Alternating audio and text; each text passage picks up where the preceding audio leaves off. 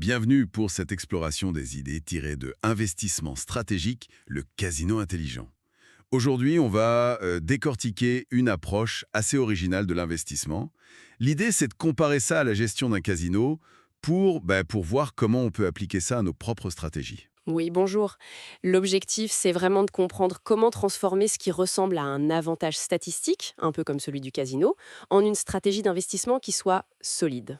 Exactement. Se positionner comme la maison, en quelque sorte, pas comme le joueur qui mise tout sur un coup. Et ça repose pas sur la chance, mais sur des principes mathématiques assez clairs, finalement. C'est ça qu'on va regarder. C'est ça. Des maths simples, mais puissantes quand on les applique sur la durée. Alors commençons par cette analogie du casino. Le point clé, c'est que le casino gagne grâce à quoi? Un léger avantage statistique. Oui, la source parle d'environ 6% sur certains jeux par exemple. C'est pas énorme en soi, mais Mais répété des milliers, des millions de fois. c'est ça, la triche légale dont parle la source. Alors comment on transpose ça au marché financier? Eh bien, c'est là que ça devient fascinant. Même si les chiffres sont pas les mêmes, le principe reste. Sur les marchés boursiers, il y a aussi une sorte d'avantage statistique historique. Ah oui, C'est-à-dire, les données analysées dans nos sources montrent qu'historiquement, environ 54% des journées boursières finissent en hausse. Donc, sur le long terme, ça crée un léger avantage moyen pour l'investisseur. On l'estime autour de 4%. d'accord, 4%. Ça peut paraître peu au jour le jour, surtout quand on voit la volatilité parfois. Oui, mais c'est là que le temps entre en jeu. C'est la répétition qui transforme cette petite marge. Comment ça? Avec cet avantage moyen de 4%, la probabilité de succès augmente avec le temps. 54% de chance sur un jour, c'est une chose, mais sur un an, ça grimpe déjà vers 70%. Sur 10 ans, on atteint environ 94%.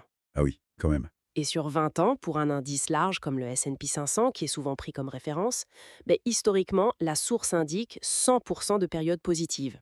Donc la patience, c'est pas juste une vertu, c'est carrément un outil stratégique ici. C'est exactement ça. Et il y a un autre élément crucial mentionné. L'effet boule de neige. Voilà, les intérêts composés. C'est le deuxième moteur de cette approche. Si on réinvestit systématiquement les gains, même les petits gains, le capital ne fait pas que s'additionner. Il se multiplie. Croissance exponentielle, c'est ça? Tout à fait. Les intérêts génèrent eux-mêmes des intérêts. C'est un accélérateur incroyable sur le long terme. Il y a un exemple chiffré qui est assez parlant dans la source. Avec 10 000 $ investis. Oui, à 10% par an, c'est une hypothèse de rendement bien sûr, pas une garantie, mais plausible historiquement sur le long terme pour les actions. En 20 ans, on n'arrive pas à 30 000 $ comme on pourrait le penser naïvement. Non, on arrive à beaucoup plus. Environ 67 000 $, c'est ça. Grâce aux intérêts composés, la différence est énorme. Colossal. Et ça nous amène directement à la recommandation pratique Qui est donc? d'arrêter de jouer au devin. Arrêter d'essayer de timer le marché, de prévoir les hauts et les bas. Ce qui est souvent source de stress et d'erreur d'ailleurs. Exactement. La source suggère une approche bien plus zen, en quelque sorte. C'est-à-dire, Investir simplement. Oui, investir régulièrement, par exemple dans un ETF qui suit un indice large comme le S&P 500. Un ETF, c'est ce fonds négocié en bourse qui réplique la performance de l'indice. Et ensuite, ne plus y toucher. Conserver. Laisser le temps et cet avantage statistique faire leur travail. il y a cette citation assez directe. Soyez le casino. Laissez les autres jouer. Vous, encaissez. C'est un peu provocateur, mais ça résume bien l'idée.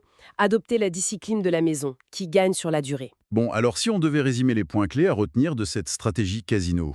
Alors, premièrement, miser sur l'avantage statistique historique du marché. Il tend à monter sur le long terme. D'accord. Deuxièmement, la patience. Le temps est notre allié, il augmente les chances de succès. C'est ça. Troisièmement, les intérêts composés. Réinvestir les gains pour une croissance exponentielle. C'est le turbo. Et enfin, la simplicité.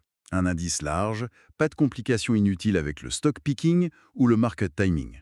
Exactement. Restez simple, restez constant. Ça démystifie pas mal l'investissement, je trouve. Ça le rend moins intimidant, peut-être. Oui, je crois. L'idée forte ici, c'est que les stratégies les plus efficaces sont souvent les plus simples, celles qu'on peut tenir sur des décennies. C'est fondé sur des maths, sur des observations historiques, pas sur des prédictions hasardeuses. Moins de promesses de richesse rapide, plus de... Discipliné de régularité. Voilà. C'est peut-être moins excitant que le trading au jour le jour, mais potentiellement bien plus rémunérateur sur la durée, selon cette philosophie. Donc en conclusion, l'approche casino, c'est vraiment parier sur le temps, les probabilités et la puissance des intérêts composés, pas sur la chance ou des décisions complexes. C'est tout à fait ça. Et pour terminer, une petite question à méditer tirée de la source. Et si finalement, la meilleure décision d'investissement, c'était de ne quasiment plus en prendre, Ah. à part celle d'investir régulièrement et d'attendre?